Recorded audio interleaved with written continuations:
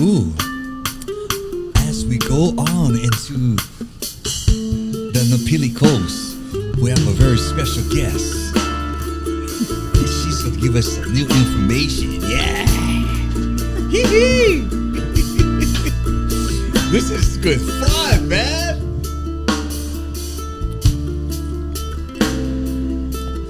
As our engineer gets so tight A with his equipment.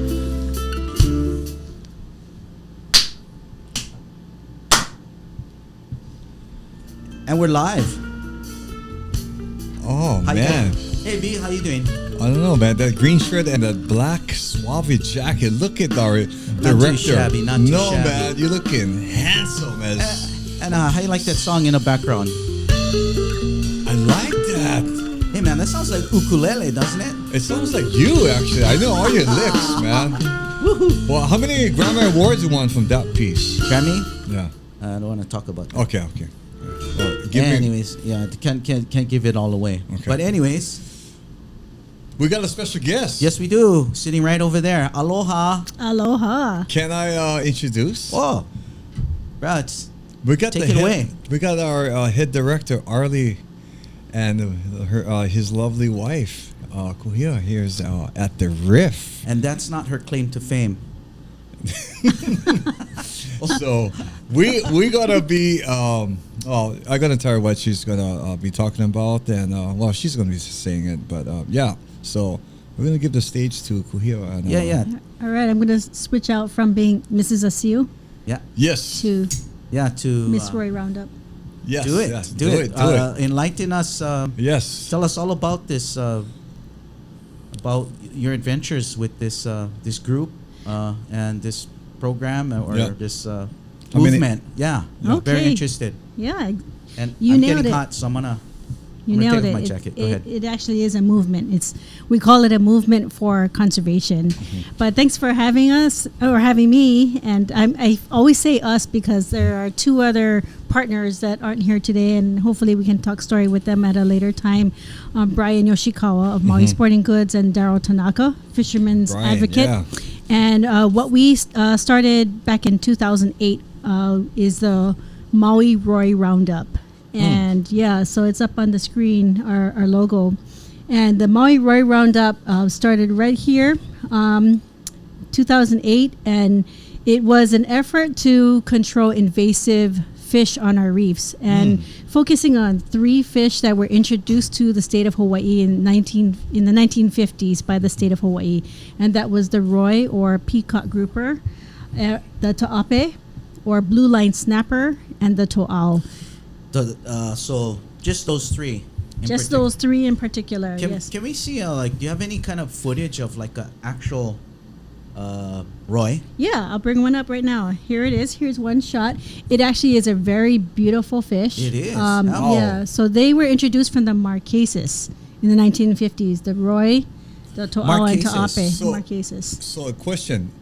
ROI. That's Marquesas. That's not a Hawaiian. That's No, it's not. I guess it's not if it's a part of Tahiti. Don't quote me on that, but yeah. So I'm glad actually that they kept the original names Roy, To'au, and Ta'ape rather than giving them Hawaiian names when they were introduced.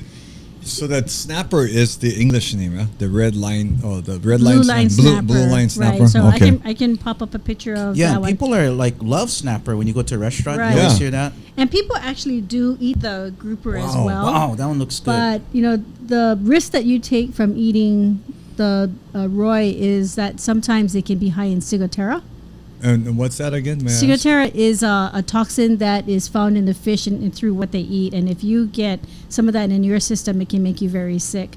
Oh. There's one fisherman that I know who got sick from ciguatera, and he was told that he should never eat reef fish again. Is it fatal? I don't know it to be fatal, but it can definitely make people very, very sick. Wow. And so this So is let's- the ta'ape. Oh, that one's nice. Yeah, it's kind of a commonly seen And you know fish. what? I've eaten a lot of that fish. It's a good eating fish. You fry it. It's tastes good. Good for cooking or just sashimi? No, fry. Oh. Yeah, Yeah. you can fry it. You Fry 'em can crispy. steam it, and yeah. But They got bones. Yeah, I don't know if I've They been. have bones. Yeah. Yeah, if it didn't have bones, it would be a puffer fish. And then here's the to'au. The to'au is a really beautiful fish too. So this Yeah, one, I know that people really like to steam it and eat it. Good eating Yeah, fish. so right now, if somebody, would you risk eating one of these? I probably would. I probably wouldn't eat the roy. Although in some, like on Molokai, they will eat all the roy they catch, and they seem to Molokai, be just yeah. fine. I think different parts of the islands have a higher level of ciguatera. I got a question. So where is most of the schools or the clans of this roy fish? Is all over Hawaii or just on specific islands or just? No, I think they're pretty widespread. Oh. They might be more common in certain areas around the islands, but it's pretty widespread. So the roy roundup focused on these three species of fish here: the roy. The That's to'au, beautiful and fish, ta'ape. yeah? Yeah, Man, and so this is what the ta'ape can do. They can. Well, it's all in the really grow lighting, into- really, when you're taking a picture. Lighting Oh. is everything. Yeah, and in person, they're probably very ugly looking fish. Well, coming from an executive producer vantage point, yes. How big is? How long is it? Well, I mean, What is this? they can get pretty good size. I've seen pretty big roy. I mean, this is why we need Daryl and Ryan here. They are the fishermen who can tell you. But they that can could get be that's going to be a good one too. I Right. joined that Right. podcast with this podcast. Right. So back in 2008, we banded together. It was the International Year of the Reef, and that's when, in my former job working as the environmental coordinator for the County of Maui, it was an opportunity to work with Brian and Daryl. I knew that they were really well respected and active in the fishing community, so I called upon them to help me with this Year of the Reef campaign that we were doing.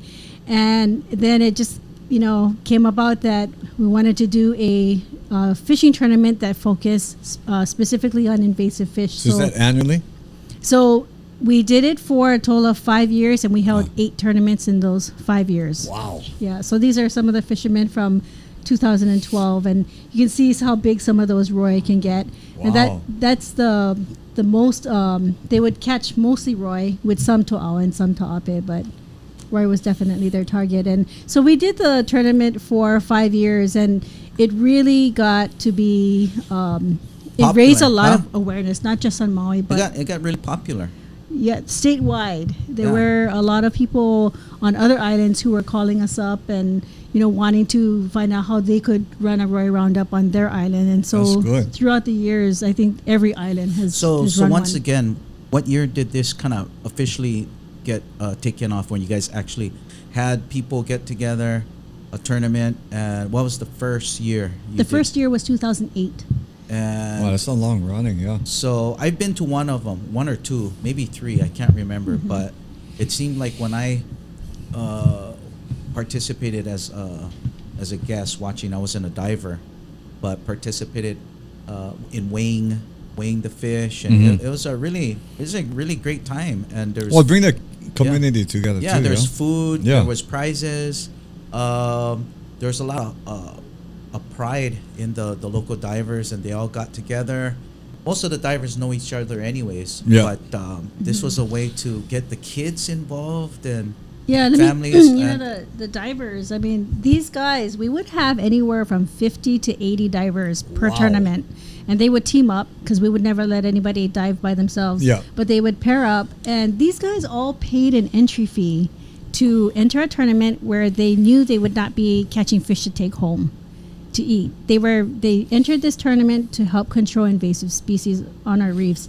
And so all the fish that you see there, we would catch, a few hundred roy to'au ta'ape, and at the end of the day, after they were weighed and we had our prizes given out and all of that, we would donate the fish either to the Maui Ocean Center, and they would feed the fish to the sharks. So instead of having to Wow. buy fish Yeah. to feed the sharks, that would help to offset some of it. So, Yeah. Wow. when was the last official on Maui? I know because the other islands are participating.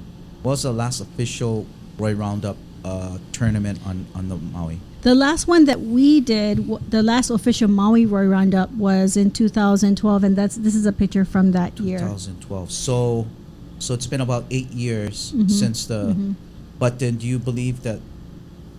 I don't dive, so I can't see what's out there in the ocean. But word on the street from the divers has that. Yeah. Are they still under control, or did the Roy come back after the within 8 years of the last? Because I'm sure the tournament, helped, but then throughout the years in between the tournament, I'm sure the divers went out, and when they saw him, they took care of him and stuff. Well, because of the Roy Roundup and help from local media, the awareness of the issue of Roy to Aota'ape really increased more than we could have ever by ourselves. But the reason why we stopped holding the tournaments in 2012 was because the awareness was so high that we knew that the divers were out there catching the Roy, controlling the Roy all on their own, whether they had been in one of our tournaments or not. They were out there helping to control the invasive fish. So we kind of felt like the tournaments had done its job. So we felt like it was a good time to stop doing the tournaments. And if the Roy ever got to be if its population ever got to a size that we felt was out of control again, that we could always, bring the tournaments back. It's like eradicating like the excess deer, Oh, yeah. Yeah. So, with the Roy Roundup, it was never our mission to eradicate these fish, because that is kind of a complex thing, and I don't know if it's even possible, but we really want to control and help bring balance back to the reef. That's what it is, balance. Right. Any Roy Roundup. Any I support this. Any idea of when you guys are gonna do another one, or a follow up? Well, Brian Yoshikawa, Daryl Tanaka, and I, we are still in contact. We still talk about the Roy. We still have opportunities to raise awareness about it. In fact, we just had OC16 did a feature on the Maui Roy Roundup, because we celebrated, I think it was 10 years, since our last tournament. And so they actually, Daryl Tanaka and Cal Hirai from OC16, who runs the Outside Hawaii show on OC16, which is, by the way, the longest running show on OC16. He went diving with Daryl out to Olowalu. So outside of the tournaments, Daryl Tanaka was going out to the reef on a regular basis with a bunch of divers, and they would go and control the Roy on their own and just kind of pound that reef and work on the Roy. And after going back 10 years later, he said the difference was just unreal, because when he first started going out to Olowalu, So I understand that this got to the point where you guys even had a show of a video film made on DVD, and if anybody wants to watch it, they could see it on YouTube, correct? They can see it on YouTube. If they want a hard copy DVD, they can go to Maui Sporting Goods on Market Street in Wailuku and pick up a copy. So this particular show I'm pulling up on YouTube is it's entitled "Wanted Dead, Not Alive: The Story of the Maui Roy Roundup," and I think it's an awesome introduction to what was going on, and you guys get a chance, take a look at that. That's very, very interesting. I like the logo. So I have a sticker here for you. Oh, thank you. And if you want to put that on your brand new car, but so can we see? So could we take a look at that DVD there that you guys got? Sure. Just hold it up high. Okay. Well, this is the cover right here. Okay. Yeah. So this is through the generous support of a grant. We had a few grants over the years, and this helped to put this together in a documentary and tell our story. So if we ever wanted to, or anybody wanted to put together a Roy Roundup, they could watch this and kind of see what our motivation was. Mm-hmm. And with the Roy Roundup, as you mentioned before, the thing about this tournament is it attracted the support from so many different people who have never fished a day in their life. And I'm not a fisher, but I was very much involved with this. But so many businesses and people from the community wanted to be involved in some way, whether it was helping out, volunteering their time, making a donation, or helping to spread the word. It was really unreal. I have never seen an outreach effort that was as successful as that in getting the general community so fired up and involved in it. I did want to mention too, besides the Maui Ocean Center taking some of the fish that were caught, we also donated some of the fish to organic farmers. They love the fish as fertilizer. That's very interesting. That even if you're not a diver, if you're a land lover, or you can't jump in the ocean or you can't fish, you can still participate and help in some way, right? To continue, taking care of our ocean, taking care of our reefs. Now, in this this DVD here, is it just do you have like guest experts in the field of fishing and to kind of help corroborate with what's going on? Right. There is Dr. Jack Randall. He has since passed on, but he was a well-known and respected scientist, ichthyologist. What's that? A fish scientist. I can't even say the word. Yeah, I know. I can say fish scientist. Very simple. Very Kahului school, Should I say that again? Ichthyologist. It's just like ick. Yeah. T. Ick, I got Brian. Like fish. Ick. Yeah. But he is featured in this video and talking about, from his perspective, what he thought the impact of the Roy was on the reef. And so, to be fair, since all of the, awareness of the Roy Roundup just spread like wildfire. I mean, every island in Hawaii put on a tournament. Beautiful, man. On several tournaments. And they, not everybody was as formally organized as the Maui Roy Roundup, but everybody wanted to help out, and that's just the great thing. And to be fair, so this got the interest of the science community, and so they ended up doing a study off of Hawaii Island, a 5-year study. And they came to a different conclusion about the impact of Roy. In their study, it didn't show negative impacts of the reef by Roy, but it's a single study that was done for 5 years off of a different island. And but if you look at, I don't mean to interrupt, but no. so what you're saying is there's other studies have been going on with this particular fish. Well, there's one study. And what Maui has done, or the Maui Roy Roundup, has brought people together, the community together, to take care of this situation or to address it.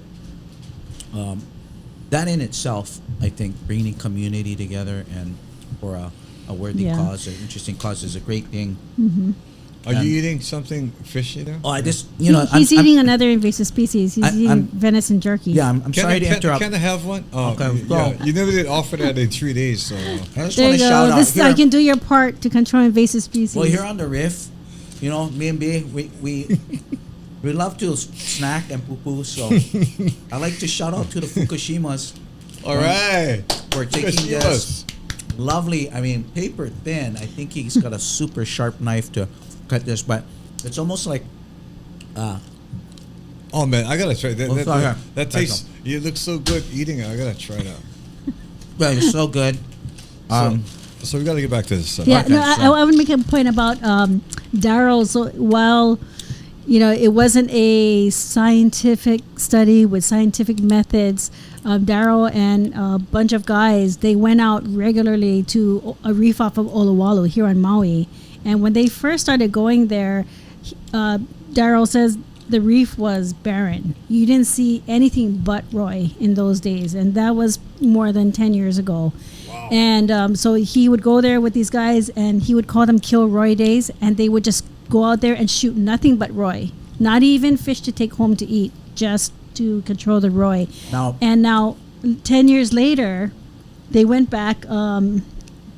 They went back last year, and to the same reef, and he said it was amazing what he saw. He saw a few Roy, but it was teeming with a lot of other native fish species. Like you saw the diversity, awesome. you saw That's the great. abundance, and so even though there's that study off of Hawaii Island, but I also give a lot of credence to fishermen who are going out there who know these reefs Yeah. like the back of their hand, Yeah, exactly. and go there regularly enough to see the change See over the time. changes. So Yeah, they may not yeah. like write it down in a book or anything, but if you dive in and you open your eyes and you see that, that's good enough for me. You know what I Yeah. mean? Yeah, I mean, I think it's valuable perspective. Totally. You know? Yeah. And or they could make note and bring their video cameras out in the ocean and show, but these are reputable divers, well-known people in the community, and if they say the fish are teeming with the local fish, they Right. are. They're And out there in right. the water. Right. And They are. I think it speaks to the point too that controlling the ROI and gaining back some of the balance is really an important goal, and it's not even eradication, but really just Yeah. gaining back that balance. It's kind of like the axis deer. I don't think we will ever eradicate them, and I think a lot of people wouldn't want to see them totally eradicated Yeah. because look, we're eating venison right. jerky Yeah, and enjoying exactly. it, right? Yeah. But we have to protect special areas like our watersheds, and so it's about The control. ocean is important. Rather be the reef, the sand, or Do you have any fish. other cool footage, underwater footage, that you've saved? It's actually but if you watch the video, it's all in there. Cal Hirai of OC16 took all of the underwater footage, and Okay. of course he's a professional, so it looks great. Okay, but nothing on your Not on my phone. That's Sorry. why what we like to do is any guests that we have come in, Mhm. feel free to bring their phone. Yeah. And if there's any kind of footage, like say if you're hunting the Sasquatch and you might have some footage on your phone, bring it in. We'll plug it in. That and is watch it. because I was looking at her rig. It's like a Marshall stack, and there's cords, and then boom, it's there. Yeah. I did want to show this also. I have a picture of it on my phone. But, Yeah, let's see it. So Pull it we up. actually had my phone, You didn't bring your tech with you? my tech. Yeah. My tech is sitting there with the Green Lantern shirt. Oh, hey, oh, hey. So here we are.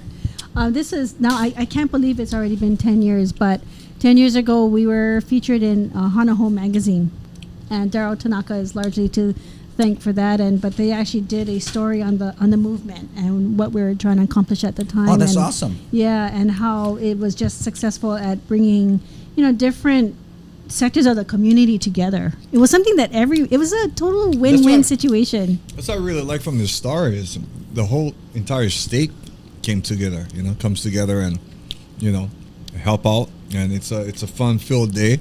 Rather be the weekend. Oh, yeah. I mean, Yeah, and we also had a lot of government agencies that also were very supportive. that's for the unbelievable. state and, I think that's great. private And you know what? sector. For the amount of time it was going on, and the the positive impact and negative for the Roy, but positive for our reefs and our local people and our fishes. Yeah. And I think it's a really cool kind of fun thing to do. The young divers can practice their, and you know what? If you want to eat the Roy and risk getting a sore stomach, I mean, how, like you said, can you die from it? Probably not. But will you get sick in the worms? Maybe. Who knows? Mm-hmm. I'm no scientist or no doctor, but Or if you eat a Roy right now, you still got a bathroom right next to you. yeah, but You got to close. but the thing is, I don't need to because I got some wonderful venison jerky here. Oh, there's thank you, by the way. Thank you. But you're welcome. Oh, Anytime. I got 3 more crumbs left. But speaking of this being a win-win all around, I do want to mention another aspect of all of our tournaments. Every tournament that we held, 8 of them in 5 years, always had a fundraising aspect for someone. So most years it was fundraising for a family or a someone who was suffering from cancer. Wow, that's And being treated unreal, for man. cancer. Right. So Wow. we always had that fundraising auction, silent auction, live auction, and we always raise money to give to somebody in need. In fact, our very first tournament in 2008, one of the fellow divers, Sean Stodell, he had brain cancer at the time, and so the first fundraiser was for him, so all proceeds went to him. That's Yeah. awesome. You think nowadays with the quarantine and the COVID and all that, something of this nature, or like it could happen, or you A think tournament? Yeah, probably not. Yeah. Probably not, since we have rules against gatherings of more than 10. But going back to why we stopped doing the tournament in 2012 was because we felt like there were enough divers who were out there controlling Roy all on their own. So there's no need for a tournament right now. But Right. if somebody wanted to do one to raise awareness, or to get people together for a Kilroy Day, Yeah. that would be great. It'd be more like a fun event, because the word is out already, and Yeah, the yeah. message is out. Yeah. You had enough tournaments, and it's kind of perpetuated on its own with the divers who go out there. So Yeah, it has, but it has been some time. So, I'm hoping that some kids or some organizations or somebody will feel fired up to wanna Excuse me. do one. Yeah. Our guest, do you want some water? Oh, I have some You got- water down here. okay. Thank you. she's got organic water. We need smart water in this guy. So so I was gonna say, it's a great thing, and it's already in motion, but it has been a while, and that's why we're so happy that you were able to come on much the RiFF, mahalo. Well, thank visiting you us at the guys. portal, Yeah. and you could, if you can't get a hold of the hard copy DVD, which I'm sure is still circulating Yeah, out you, there. you can pick one up from Maui Sporting Goods in Wailuku, and I'm sure that this Hanaho magazine, the article is probably still online. It's from March of 2010. I'm sure it's still online. And then at, also, Hanaho. and then also, if you wanted to watch it like right away, On YouTube, right? just go on It's on YouTube YouTube. and look Yeah. up. Once you see this picture right here, and the title is "Wanted, Dead, Not Alive." The story of the Maui Roy Roundup, and And I please, Bon Jovi, don't call us because we're not copying that name, okay? And I actually just reviewed this video recently, and I thought this thing 10 years later is still very relevant. oh, that's awesome. I'm going to watch it later Yeah. when you guys go to Hana tonight. Yeah. Yeah, We're going but to Hana. I just want to thank you once again for coming. I think what would be really interesting is a follow up with With Brian, right? with Brian and It would be Daryl. great to have Yeah. him on, Yeah. because yeah. the way they tell the story, and It's going to be nice to join Yeah. this story with Absolutely. yeah, Kuhea they're a story. lot funnier than me. Uh, They can tell the story from a fisherman's perspective, Oh, which totally. is important. Yeah. We'll just have. I think I'm going to have a fish fillet in front of them. Yeah. Yeah, that's cod, brother. That's cod. Oh, Speaking of engineers, man, I tell you, man, I just love working with this guy. anything else to wrap it up, guys? We're Is that time again? it's Dinner that time?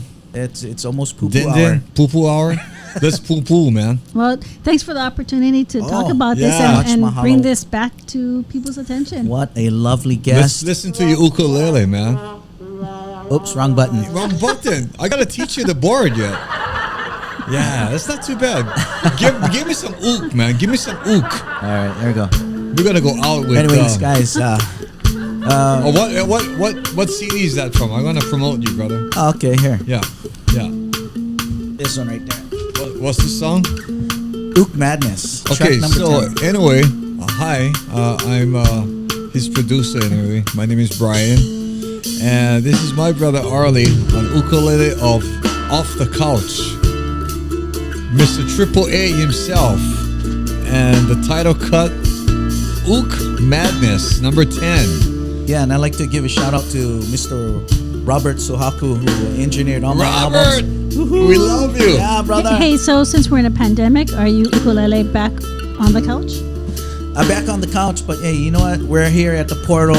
We're here at the RiFF.